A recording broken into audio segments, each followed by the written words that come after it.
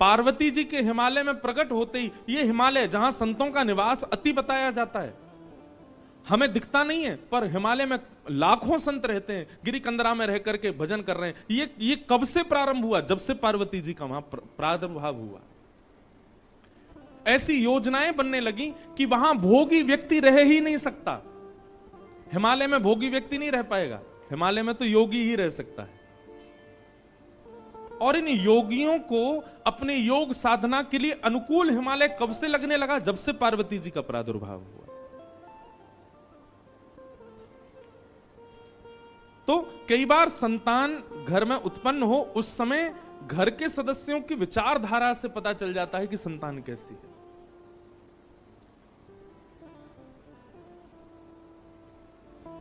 पार्वती जी का प्रादुर्भाव हुआ।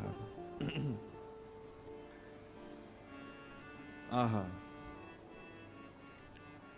सब जगह समाचार पहुंच गया, पर्वतराज हिमालय की पुत्री ने जन्म लिया है। संत जन हिमालय पर जाकर के अपने अपने डेरा जमाने लगे, शुभ संकेत होने लगे, सब जगह भजन साधना आदि सब योग बल प्रारंभ होने लगा। नारद जी महाराज को जब ये समाचार पड़ा कि हिमालय के यहां पुत्री ने जन्म लिया है, नारद जी पहुंचे और हिमालय ने खूब स्वागत किया, सत्कार किया, संत पधारे।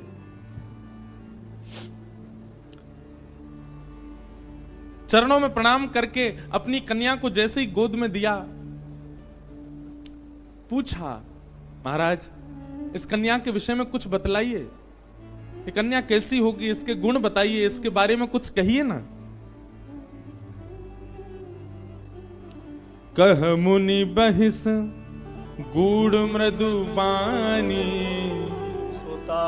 तुम्हारी सकल गुण खानी, सुंदर सहज सुशील सयानी, नाम उमा अंबिका भवानी।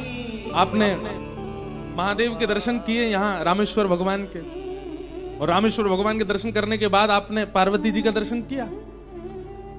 यहां पार्वती जी चतुर्भुज रूप में खड़ी है, चतुर्भुज रूप में विराजमान है। हमारे एक पंडित जी बोले, नारायण भगवान यहां क्यों खड़े हैं? मैंने कि नारायण नहीं है, पार्वती जी हैं चतुर्भुज रूप में। यहां पर भी विवाह उत्सव। एक बार मुझे याद है, मैंने शायद पिताजी की कथा में आया था 2011 में, तब मैंने यहां कोई उत्सव दर्शन किया था। तब इतनी भीड़ नहीं थी यहां, रामेश्वरम में इतनी व्यवस्था भी नहीं थी और इतनी भीड़ भी नहीं थी। ये पीछे वाला जो द्वार है, यहीं से ही भीतर प्रवेश कर जाते थे हम तो, और घूमते घामते दर्शन भी कर लेते थे। और वो भी कथा भी दिसंबर जनवरी में ही हुई थी, ये मौसम है, इसी समय भीड़ आती, तब भी इतनी भीड़ नहीं थी। तब हमने यहां पर पालकी में महादेव जाते हैं सज धज के, दुल्हा बन के, ऐसे कुछ देखा तो था, मुझे याद नहीं है वो क्या था। या ऐसा था कि रात्रि में शयन के लिए पार्वती जी के कक्ष के पास महादेव जाते हैं सज धज के पालकी में बैठ करके। पार्वती जी का दर्शन कितना मंगलमय है यहाँ पर भैया। ये पराम्बा है, जगदम्बा है। अब यहां पर गोस्वामी जी ने नाम दे दिया, नाम उमा अंबिका भवानी। आपकी इस लाली में सारे गुण हैं, सर्वगुण संपन्न है आपकी कन्या। और सबसे विशेष गुण पर प्रकाश डालते हुए नारद जी महाराज कहते हैं, आपकी जो ये लाली है ना, ये ब्याह के बाद अपने पति की अति प्रिय होगी। इनके जो पतिदेव होंगे वो इनसे बहुत प्रेम करने वाले होंगे, इसलिए आप बिल्कुल चिंतित मत होइए, आपकी लाली में सारे गुणी गुण हैं। हिमालय महाराज बोले, आप तो गुणी गुण बताते जा रहे हो, कोई अवगुण नहीं है क्या? बंधु एक बात बहुत ध्यान से सुनो, सब लोग इधर देखो। पृथ्वी पर यदि आप जन्मे हो तो यह बात निश्चित है कि आपके अंदर अवगुण होगा ही होगा। चाहे वो कोई वक्ता हो, चाहे वो कोई मठाधीश हो, चाहे वो कितना भी बड़ा वेदज्ञ हो, चाहे वो कितना भी बड़ा नेता हो, चाहे कोई भी क्यों ना हो, इस संसार में यदि हम घूम रहे हैं, जन्म लेकर के विचरण कर रहे हैं, इस गुरुत्वाकर्षण में हम लोग चिपके हुए हैं, तो इसका मतलब यह निश्चित है कि हमारे अंदर अवगुण है।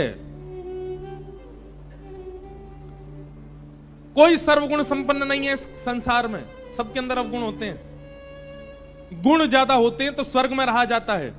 अगर हम लोग अवगुण रहित हो जाएं, हमारे सारे अवगुण नष्ट हो जाएं, तो पृथ्वी का गुरुत्वाकर्षण हमको पकड़ नहीं पाएगा, हम उड़ने लगेंगे आकाश में। वायु में तैर के ही पहुंच जाओगे धनुषकोडी। आप पृथ्वी पर स्थिर हो, इसका मतलब है कि आप में अवगुण है, इसीलिए पृथ्वी ने आपको पकड़ करके रखा है। गुण ज्यादा होंगे तो स्वर्ग मिलेगा, अवगुण ज्यादा होंगे तो नरक मिलेगा, दोनों बराबर होंगे तब पृथ्वी पर आता है मानव। अब पृथ्वी पर आकर के कर्मानुसार या तो गुण बढ़ा ले या अवगुण बढ़ा ले, वो उसके हाथ में होता है। भगवान 50-50 करके भेजते हैं मानव को। हमारा रेशियो बढ़ता घटता रहता है, क्योंकि हम लोग धाम में बैठे हैं, तीर्थ में बैठे हैं, कथा सुनने के लिए स्पेशली छुट्टी लेकर के काम वाम छोड़ के आए हैं, तो ये बात निश्चित है कि हमारे अंदर गुण 50 से 55% होंगे। लेकिन इसका मतलब ये नहीं कि अवगुण बिल्कुल नहीं है, 45% अवगुण हैं हमारे भीतर, इसीलिए हम पृथ्वी पर। अच्छा, एक बात आपको बड़ी विचित्र बताएं, हमारा उद्देश्य क्या है, लक्षण क्या है? हमको 100% गुण करने हैं क्या? नहीं। अगर गुण की मात्रा बहुत ज्यादा हो गई तो स्वर्ग मिलेगा, शिवलोक नहीं मिलेगा, रामलोक नहीं मिलेगा, कृष्णलोक नहीं मिलेगा। भागवत जी कहती हैं भगवत धाम की प्राप्ति के लिए तो शून्य होना पड़ेगा, गुण भी नहीं अवगुण भी नहीं, दोनों शून्य हो। आप कहोगे ये कैसे संभव होगा? स्वयं भगवान बताते हैं, असहाय की सहायता करके, परोपकार करके अपने पापों को कम करो। दूसरों की सहायता करने से पाप कम होते हैं, और उपस्थित भोग भोगने से, जैसे ब्याह कर लिया, धन हो गया तो गाड़ी खरीद ली, बढ़िया घर बना लिया, ये उपस्थित भोग हैं। इन उपस्थित भोगों को भोगने से पुण्य कम होते हैं। अब आप कहोगे ये शून्य हो गई, ये कैसे पता चले? जित देखूं उतित श्याममयी है, जिसको देखो उसमें ही राम जी दिखने लग जाएं, जिसको देखो उसमें ही गुण दिखने लग जाए, समझ जाना पाप और पुण्य दोनों शून्य हो गए। बहुत विस्तृत है ये भाव, हमने सूक्ष्म में सुना दिया है। हिमालय जी बोले आपने तो पार्वती जी में सारे गुण ही गुण बता दिए, हमारी लाली में कोई अवगुण नहीं है।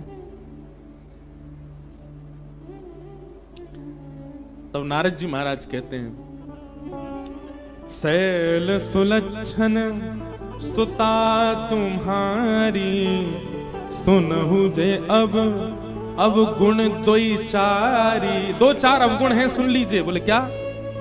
अगुण अमान मातु पितुहीना, उदासीन सब संशय छीना,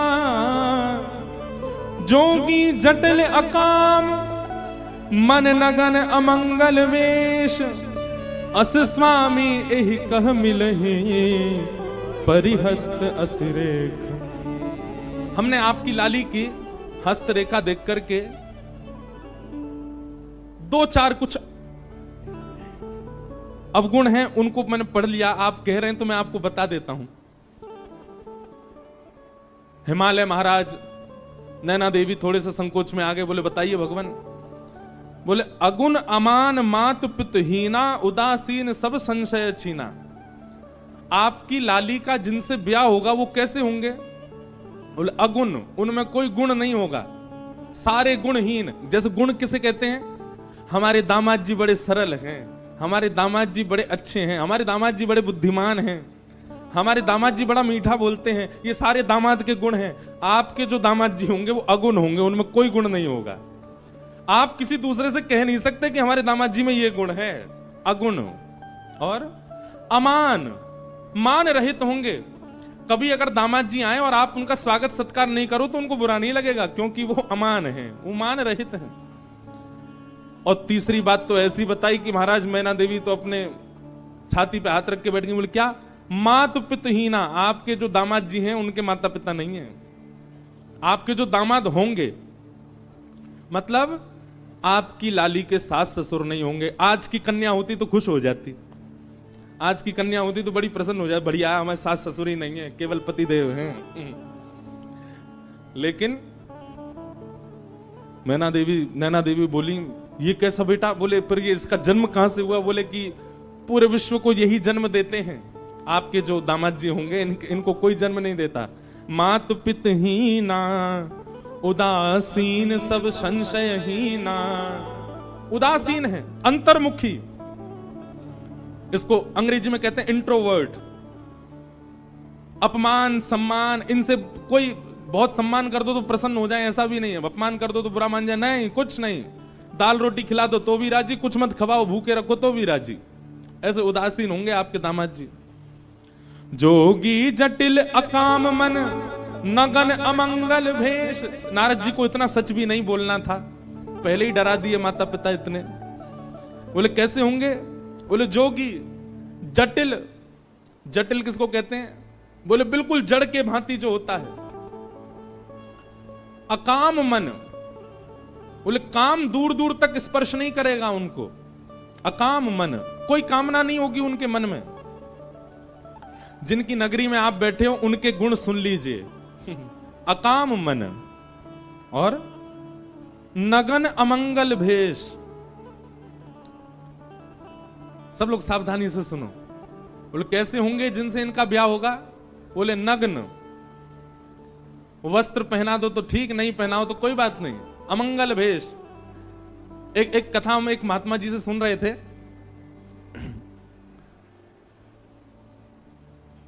प्रभु श्री राम जब चित्रकूट पहुंचे तो चित्रकूट को देख करके राम जी को बहुत अच्छा लगने लगा। बोले ये बहुत बढ़िया जगह है। लक्ष्मण जी से कहा, लक्ष्मण जी तुम जाओ, जाकर के यहां कोई राजा हो या इस नगर के कोई स्वामी हो, उनसे एक बार परमिशन ले लो कि हम यहां रह लें, और अगर वो कह दें कि रह लो तो कैसे रहना है उसका कुछ नियम हो तो बता दें। लक्ष्मण जी महाराज चित्रकूट में विचरण करते करते जैसे ही गए, इतने में ही महादेव आ गए वहां पर। और महादेव एक जोगी के भेष में बैठे थे और दूर दूर तक तो कोई मानव दिखा नहीं। लक्ष्मण जी ने जैसे ही महादेव को देखा तो महादेव को देख करके उनको लगा, वो पहचान नहीं पाए कि महादेव हैं, उनको लगा कोई मानव दिखा तो दूर से उन्होंने कहा, सीताराम इस चित्रकूट नगरी में रहने के क्या नियम है, कृपा करके हमें बता दीजिए। तो वर्णन करते हैं कि महादेव अपनी जीभ निकाल करके और अपने गुप्तांगों को पकड़ करके नृत्य करने लगे, उछल उछल करके। लक्ष्मण जी देख करके भयभीत हो गए। बोले कि भैया जी कैसा व्यक्ति है? हमने तो इनसे पूछा कि यहां कोई नगर वासी हो तो बताओ, उसके बारे में कुछ बताओ। ये कैसे जीभ पकड़ करके और अमंगल स्थान का स्पर्श करके नृत्य कर रहे हैं हमारे सामने? लक्ष्मण जी को क्रोध तो आया कि थोड़ा हम कुछ लड़ाई झगड़ा कर लें, मारपीट करें, इस प्रकार से हमारा अपमान कर रहे हैं। पर उन्होंने सोचा कोई नहीं, राम जी से जाके एक बार बता दे। दौड़े दौड़े लक्ष्मण जी आए। बोले पूरे नगर में कोई तो मिला नहीं हमको, एक जोगी मिला। राम जी बोले अच्छा, तो जोगी ने क्या किया? बोले हमने उससे पूछा कि भैया ये नगर में कौन, यहाँ के राजा, यहाँ रहने का क्या नियम? वो तो अपनी जीभ पकड़ करके और ऐसे अपने गुप्त स्थान को पकड़ करके नृत्य करने लगे। राम जी जोर से हंसे। लक्ष्मण जी को हृदय से लगा के बोले, अरे तुमने साक्षात महादेव का दर्शन किया है। साक्षात महादेव है, उनके रूप को पहचानना बहुत मुश्किल है।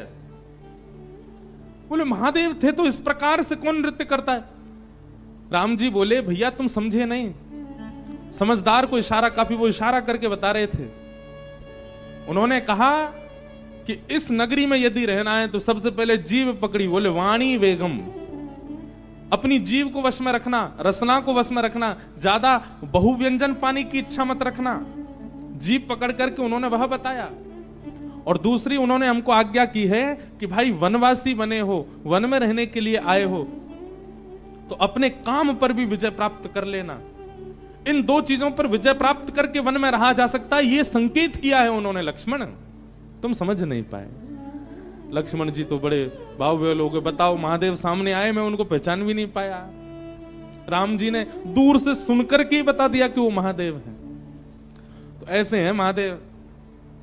अगर किसी की बहुत प्रबल इच्छा हो कि मैं महादेव का प्रत्यक्ष दर्शन करूं तो संसारी व्यवहारों से पहले अपने आप को ऊपर ले जाना, क्योंकि महादेव प्रकट होंगे, उनके आव भाव गुण स्वरूप को समझ पाना बहुत मुश्किल है, हर कोई नहीं जान पाएगा।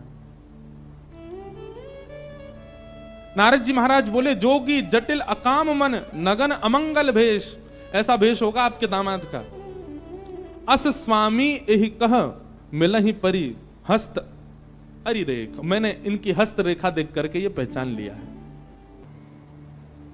शंकर जी की बारात की तैयारी हो रही है।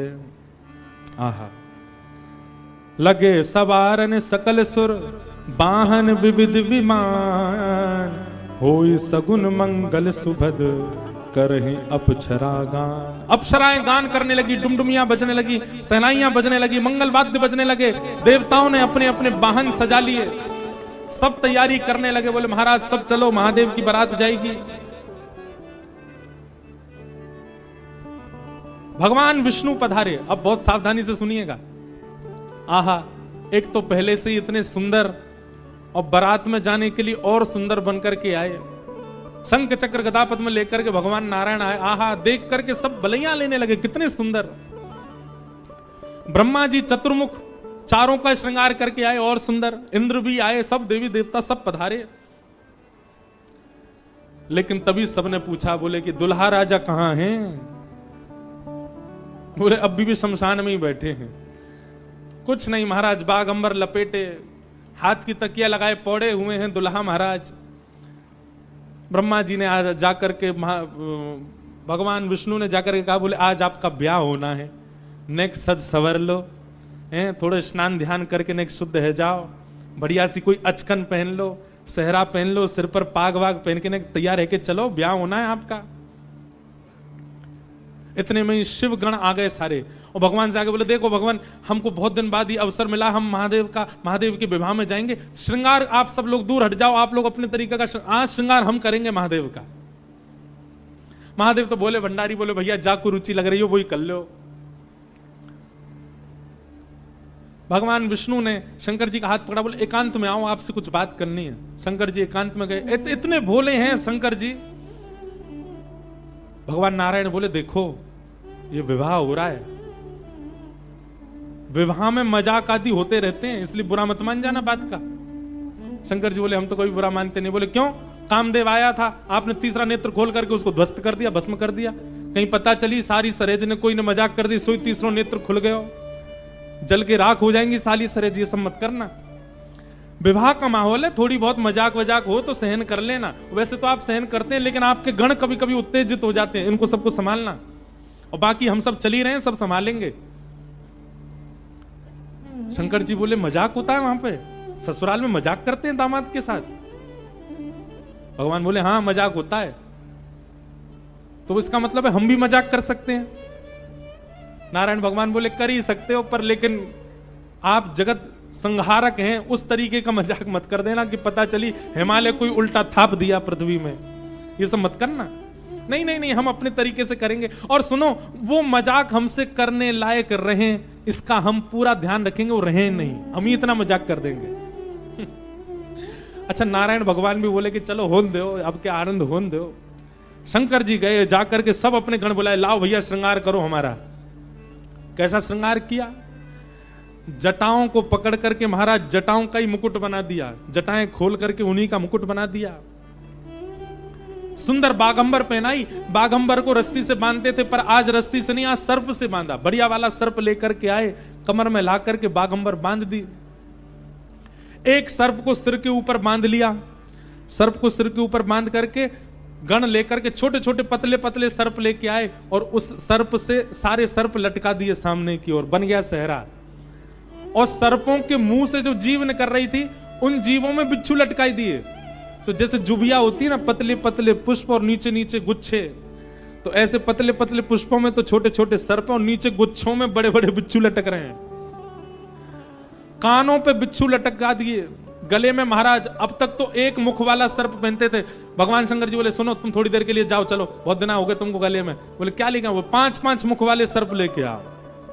5-5 मुख वाले सर्प ला करके गले में बिठा रहे हो। ये दुल्हा राजा तैयार हो रहे हैं। श्रृंगी भृंगी बोले भगवान, ये नारायण भगवान बहुत चमक रहे हैं, इंद्र बहुत चमक रहे हैं, ब्रह्मा जी भी बहुत चमक रहे हैं, हम भी चमकने चाहिए। शंकर जी बोले, जाओ शमशान में अभी अभी चिता जली होगी, उसकी भस्म लेके आओ। गरम गरम चिता की भस्म लेकर के आए महाराज, अंग पे लगाई, पैरन पे लगाई, वक्ष पे लगाई, मुख पे लगा करके बोले, अब चमक रहे हैं कि नहीं? बोले बढ़िया चमक रहे हो, अब तो चमक गए बिल्कुल आप तो। शंकर जी ने ऐसा तैयार किया स्वयं को। हाँ भाई, श्रृंगी भृंगी ने जय जयकार कर दी, बोले दुल्हा राजा तैयार हैं, बारात लेके चली जाए। भगवान ने जैसी शंकर जी को देखा, बोले जय हो, आज हिमालय में जय जयकार नहीं हाहाकार होगी, ऐसी बारात जा रही है। नारायण भगवान ने तभी क्या कहा, बोले एक काम और कीजिए। बोले क्या? सब लोग अपनी अपनी पंक्तियां अलग अलग कर लो, हम नारायण हैं, हम अपनी पंक्ति लेके अलग चलेंगे। ब्रह्मा जी आप अपनी पंक्ति लेके अलग चलो, ए इंद्र तुम अपनी पंक्ति लेके अलग चलो, सब अलग अलग। दुल्हा अपनी पंक्ति लेके अलग आएंगे। सबसे आगे नारायण चले गए, उनके पीछे ब्रह्मा जी जा रहे हैं, उनके पीछे इंद्र देवताओं की सभा लेकर के जा रहे हैं, और सबसे पीछे शंकर जी, और शंकर जी के 10-5 गण। श्रृंगी भृंगी बोले हे गुरुवर, हे महादेव, देखो इतनी बड़ी बड़ी ये तो बारातियों की इतनी संख्या है, और जिनका ब्याह है हम ही लोग ही 10-5 हैं। शंकर जी बोले इसमें इतने परेशान होने वाली क्या बात है? विश्व में जितने शमशान सब हमारे, सब जगह जाओ, जो भी भूत प्रेत पिशाचनी डाकनी साकनी सब बैठी, सबको बुला लाओ, और सबको लेकर के चलेंगे हिमालय, और सबको कह दो आज हमारे स्वामी का विवाह उत्सव है, कोई पीछे ना रहे। अपने दूर दूर के रिश्तेदार जो अमेरिका लंदन आदि में बैठे हैं उनको भी बुलवा लो, और महाराज विदेशी भूत भी आए हैं। एक कथा हम सुन रहे थे, पूज्य मलुकपीठ वाले महाराज जी सुना रहे थे। जब राम जी की बारात जा रही थी ना, तो उसमें सारे प्रेत भूत आए, और जैसे ही प्रेत जाने लगे तो प्रेतों की हाहाकार, हुंकार और उनके चलन चाल को देख करके इंद्र को बड़ा अजीब लगा। क्यों? अयोध्या के सब लोग डर गए उनको देख के, बाराती। तो इंद्र आकर के वज्र लेकर के खड़े हो गए, और सब भूत प्रेतों से बोले हे कहां जा रहे हो? बोले हमारे राम जी की बारात है, हम भी जा रहे हैं साथ में। इन्हीं के नाम से ही हम लोग प्रेत योनि से मुक्त होते हैं, तो इनकी बारात में हम क्यों नहीं जा सकते? इंद्र बोले चुपचाप जहां जहां से आए हो लौट करके चले जाओ, यहां दिखना नहीं मुझे। यहां अवगुणों का प्रवेश नहीं है, राम जी की बारात में केवल सगुण सगुण जाएंगे, अवगुण नहीं जाएंगे। और वज्र का भय दिखा करके सब प्रेतों को रोक दिया। प्रेत बेचारे एक मैदान में जाकर के बैठ गए, बोले हम इतने ही बुरे हैं तो हमको बनाया क्यों? हम इतने ही बुरे हैं तो हम लोगों का सृजन क्यों किया? आज बताओ, हमको बारात से बाहर कर दिया, इससे बड़ा अपमान क्या होगा हमारा?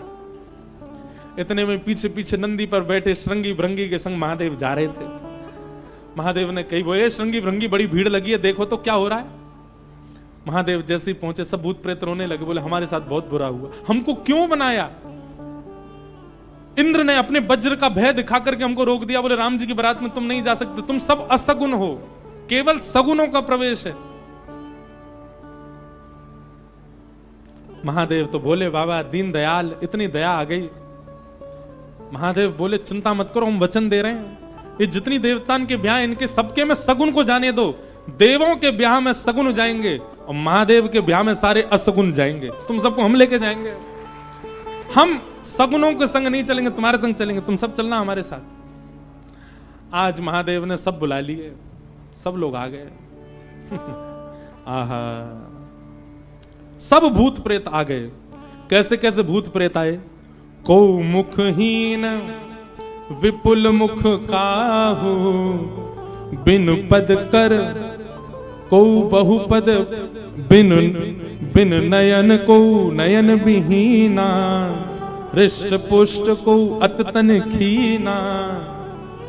कोई मुखहीन विपुल मुख काहू, किसी का सिर ही नहीं है और किसी के बहुत सारे सिर हैं। और बिन पद कर को बहुपद बाहु, किसी के हाथ पैर ही नहीं है, रेंग रेंग के चल रहा हो, किसी के खूब सारे हाथ पैर हैं। विपुल नयन को नयन विहीना, किसी के नेत्र ही नहीं है, किसी के खूब सारे नेत्र हैं। और हृष्ट पुष्ट को भयंकर प्रचंड है, और कोई अति तन खीना, कोई बिल्कुल पतला दुबला है। और महाराज यही नहीं, तन खीन को अत पीन पावन को अपावन गति धन, भूषण कराल कपाल कर सब सध्य सोन। सब सखियां अपनी अपनी अटारियों पर खड़ी हैं, सब अपने अपने द्वार पर खड़ी हैं। आरती का थाल लेकर के मैना देवी खड़ी हैं, और दूर दूर के रिश्तेदार नातेदार सब खड़े हैं। बोले नारद जी ने भैया ऐसा सुयोग वर बताया है, दूर दूर तक मिलेगा नहीं, तीनों लोकों में ऐसा वर नहीं मिलेगा। बारात के गाजे बाजों की आवाज आने लगी, ज्यों ज्यों गाजे बाजों की आवाज आए, हिमालय के लोग और उत्सुक होते जाएं, हमारे दुल्हा राजा आ रहे हैं।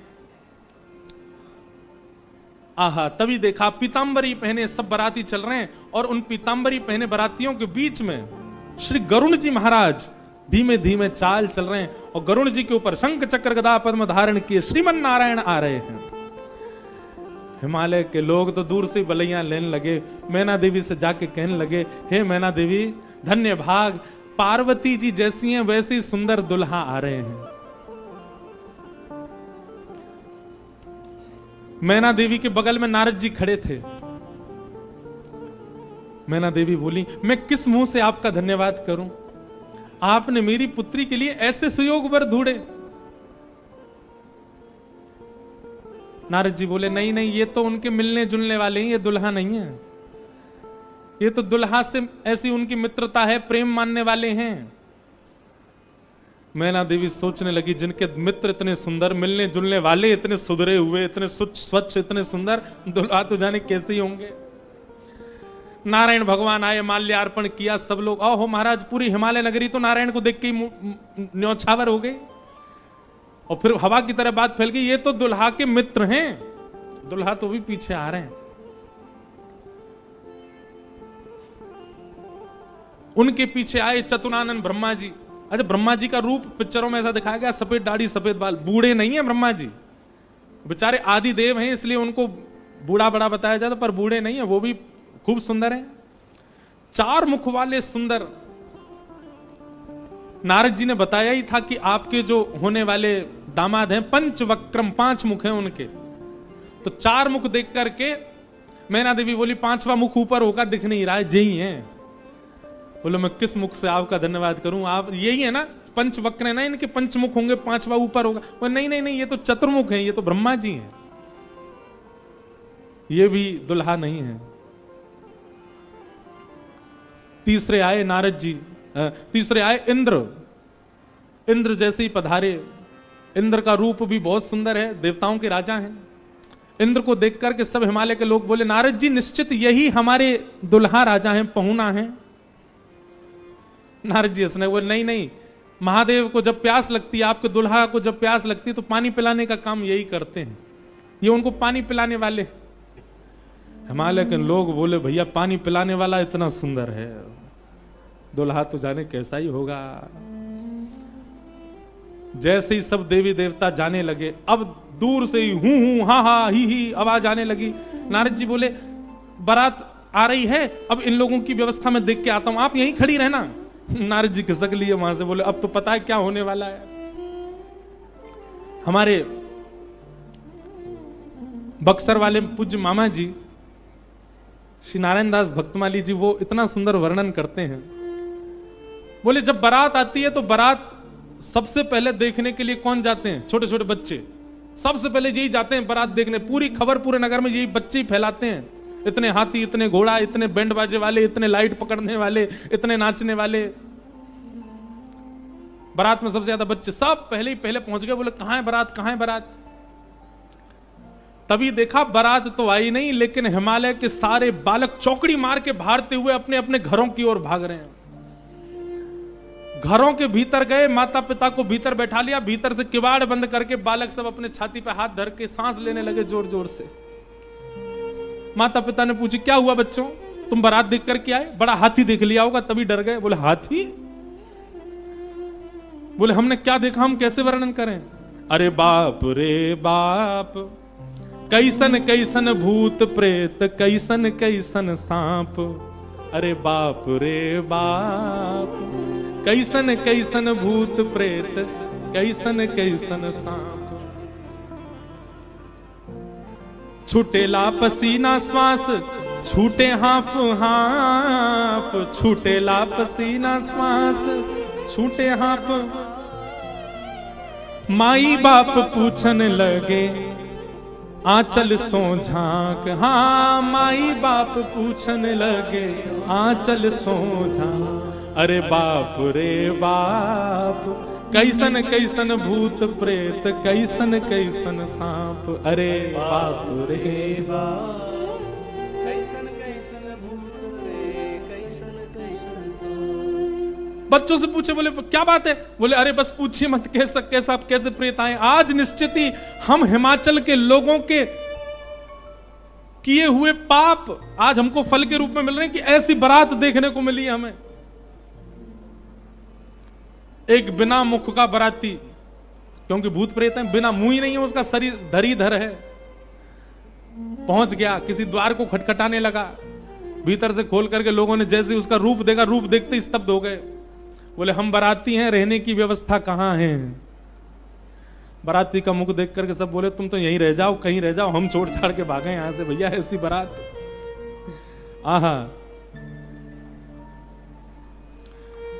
ना जाने उदय भैले कौन नगर पाप, ना जाने उदय भैले कौन नगर, प्राण बचे आज कोनो पुण्य के प्रताप। हाँ, प्राण बचे आज कोनो पुण्य के प्रताप। अरे बाप रे बाप, कैसन कैसन भूत प्रेत, कैसन कैसन सांप। अरे बाप रे बाप, कैसन कैसन भूत प्रेत, कैसन कैसन सांप। सब हिमाचल के लोग बोले भैया अगर किसी ने पुण्य किया होगा तो ही बचेगा आज बारात देख करके, नहीं तो जीवित बचने वाला नहीं है। ऐसी प्रचंड बारात आ रही है। शिव के बारात के विचित्र पडल छाप, शिव के बारात के विचित्र पडल छाप। नगरी सुनसान भैला लागे कुटिया काप। हाँ, नगरी सुनसान भैला लागे कुटिया काप। भैया कहीं बारात आती है तो पूरी नगरी में सब लोग इकट्ठे होते हैं देखने को, पर आज हिमालय की नगरी पूरी सुनसान हो गई है बारात देख करके, और सब अपने घरों में घुस करके केवल कांप रहे हैं, राम राम जप रहे हैं। बोले आज बचा लो कैसे भी। एक जगह एक आदमी शरबत लेकर के खड़ा था बारातियों को पिलाने के लिए, खूब सारी शरबत के पात्र थे। इतने में ही एक बाराती पहुंच गया। बाराती समझ जाओ कौन भूत ही था। हिमाचल महाराज ने कहा था कोई बाराती परेशान नहीं जाना चाहिए, और बस शरबत वाला तो बाराती को ही देखता रह गया। बाराती आए और आकर के शरबत उठाए, शरबत उठा करके पीना तो दूर, उससे स्नान और कर लिए, शरबत में ही नहा लिए। शरबत में स्नान देख करके शरबत बटोरने वाला भाज गया।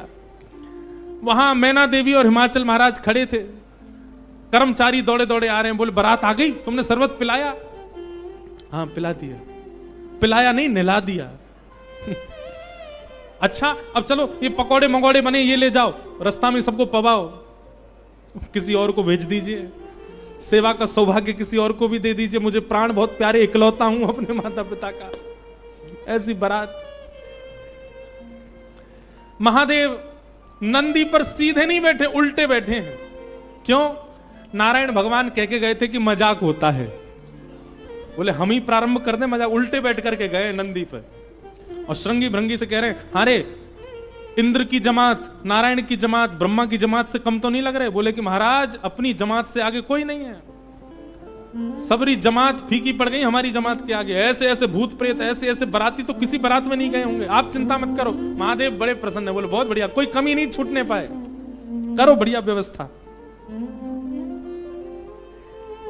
आहा, कोई करे भय से विलाप, कोई करे अलाप, कोई करे भय से विलाप, कोई करे प्रलाप, कोई करे आंख मूंद राम नाम जाप। हाँ, कोई करे आंख मूंद राम नाम जाप। क्यों?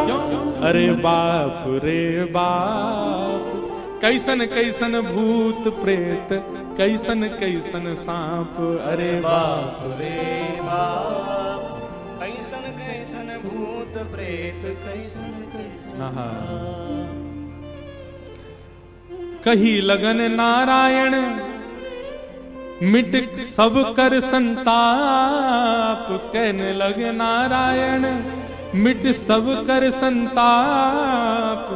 शिव जी दयालु दीने उठ पल के थाप। हाँ, शिव जी दयालु दीने उठ पल के थाप।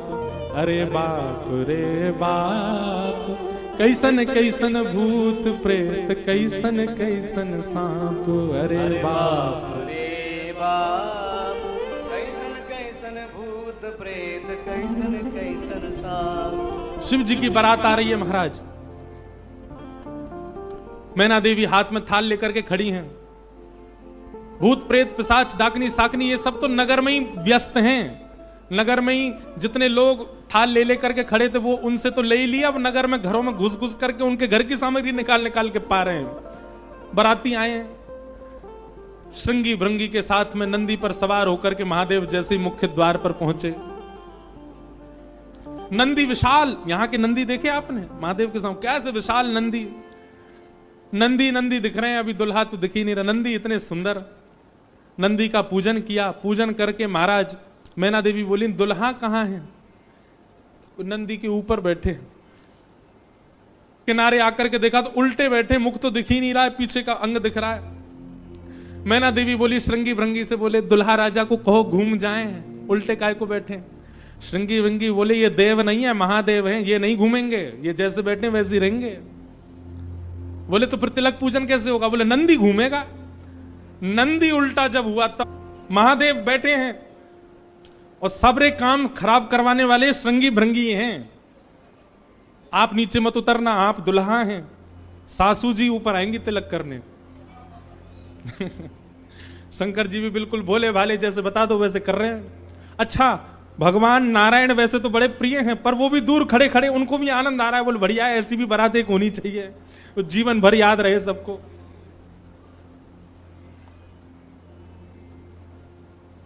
मैना देवी बोली नारद जी ने बताए निश्चित ही श्रेष्ठ ही होंगे, दुनिया के लोग तो पुष्प के श्रृंगार इनने सर्प के किए, सुंदरता ज्यादा है हमारे दामाद की, इसलिए सर्प से ढक रखे नजर नहीं लगे।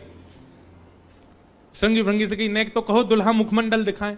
महाराज सर्प की लड़ों को हटा करके जैसे ही महादेव ने अपना मुख दिखाया, प्रचंड रूप महादेव का देख करके पूरे मुख पर भस्म लगी हुई थी महादेव के, और भस्म लगा करके तो वैसे हाउ बिलाऊ सा लगता व्यक्ति, वो भी महादेव। भस्म लगी है, भस्म के ऊपर ही काजल लगे हैं, भस्म के ऊपर ही पान चबा रखा, मुख से महाराज लाल लाल लर निकल रही हैं। ऐसे विचित्र महादेव को देख करके मैना देवी तो वहीं मूर्छित होकर के गिर गई, हाथ से थाली वाली गिर गई, चीख मार करके जितनी सखियां थी सब भागी वहां से। महादेव ने श्रृंगी भृंगी को देखा, श्रृंगी भृंगी तो आश्चर्यचकित पड़ गए। महादेव बोले तुम लोगों के मुख इतने मुरझाए से क्यों लग रहे हैं? बोले भगवान स्वागत करने आई थी, ये तो मूर्छित ही हो गई। महादेव बोले सब नगरों के अपने अपने रिवाज हैं, यहां मूर्छित होना ही रिवाज होता होगा, दुल्हा को देखते ही सासू मां मूर्छित हो जाती, यही रिवाज होगा। चलो अपने जनवासे में चलें। और जनवासा कहां है? शमशान घाट। जनवासा बनवाया था लेकिन वहां नहीं गए, जहां पर जा सारी बारात वहीं पर जाएगा दुल्हा, और सारी बारात कहां है? वो तो शमशान में। शमशान में जाकर के दुल्हा राजा बैठ गए और बार बार श्रृंगी भृंगी से कहें कोई कमी तो नहीं? बोले नहीं बहुत बढ़िया है, सब बिल्कुल बढ़िया है। भगवान नारायण बोले भैया अब हमको चलना चाहिए, महादेव से बात करनी चाहिए, ये तो ऐसे तो काम बनेगा नहीं, ऐसे ब्याह कैसे होगा। नारायण भगवान गए और भगवान जाकर के शमशान में बैठे महादेव से जाकर के बोले यहां क्यों बैठे हो आप? बोले नगर में कोई है ही नहीं तो कहां जाएं, यहीं बैठेंगे।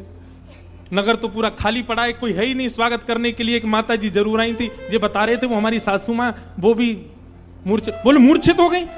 शंकर जी बोले मूर्छित नहीं हुई, सत्यता हम बता रहे हैं आपको। और क्या हुआ था?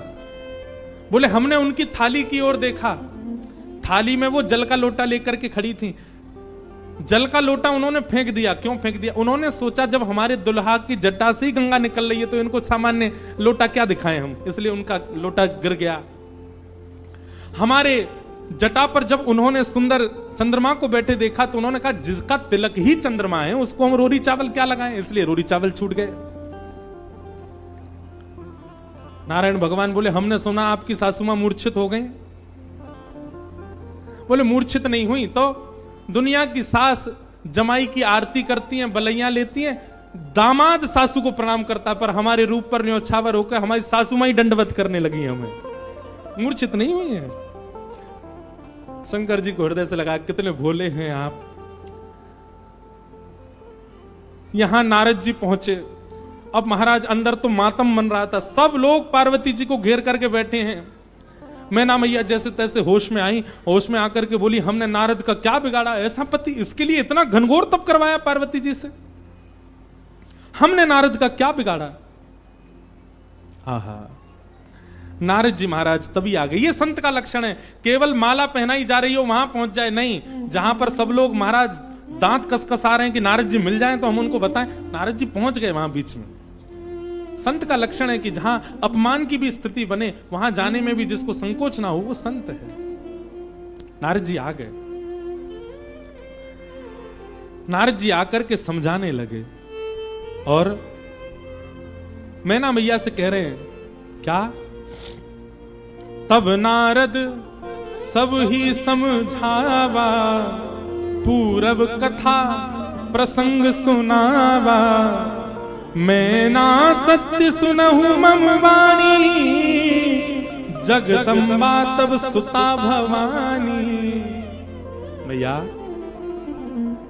मुझे अभी अभी सत्य पता चला, मुझे ऋषियों ने बताया, मुझे भगवान ने बताया ये सत्य, क्योंकि मैं स्वयं आश्चर्यचकित था। इतनी सुंदर के लिए महादेव पधार, मैंने पहले तो बता ही दिया था कि आपके दामाद कैसे होंगे, पर इन दोनों का जो ये योग बना है इसमें मैं और आप और कुंडली कुछ नहीं कर सकती। मैं और आप इसमें कुछ सहायक नहीं है। आपकी पुत्री जो है ये साक्षात जगदम्बा है, साक्षात भवानी है, ये साक्षात सती रूपा है। पहले यही सती रूप बनकर के आई थी, महादेव की अर्धांगिनी बनी, किसी कारण से इनको देह त्याग करना पड़ा, और देह त्याग करते समय इन्होंने ही हरि से मांगा था कि जन्म जन्म शिव पद अनुरागा, और उसी कारण से ये पार्वती बनकर के आई हैं। मेरे और आपके चाहने से विवाह नहीं हो रहा है, ये भवानी, और भवानी सदा शिव की होती हैं। आप उनको सामान्य दुल्हा के रूप में मत देखिए, आप यह विचार कीजिए कि आपकी पत्नी जो है, आपकी पुत्री जो है, ये साक्षात भवानी और वो शिव हैं, तब आपको उनका रूप दिखाई देगा। पूरी कथा बताई और सब बात सुनकर के, नारद जी के सुंदर वचनों को सुनकर के, तब मैं ना हिमवंत आनंदे, पुनि पुनि पार्वती पद वंदे। पार्वती जी और हिमाचल, अब हिमाचल और मैना देवी अब पार्वती जी के चरण वंदन करने लगे। हम तो पहचान ही नहीं पाए कि हमारे कुल में साक्षात भवानी प्रकट हुई हैं। नारी पुरुष शिशु जुबा सयाने, नगर लोग सब अति हर्षाने। जब दुल्हा के रूप में महादेव को देखा तो सब भयभीत होकर के भाग गए थे, लेकिन अब सब साक्षात महादेव के रूप में जब सब देखा तो सबके हृदय में हर्ष होने लगा, सबके मन में आनंद होने लगा, सब अपना सौभाग्य माने लगे। और तब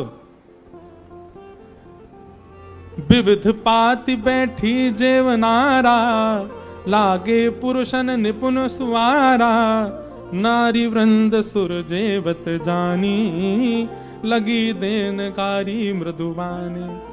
और फिर से मंगल गाने शुरू हो गए। महाराज सारियां जैसे गारियां देती हैं वो गारियां सब प्रारंभ हो गई।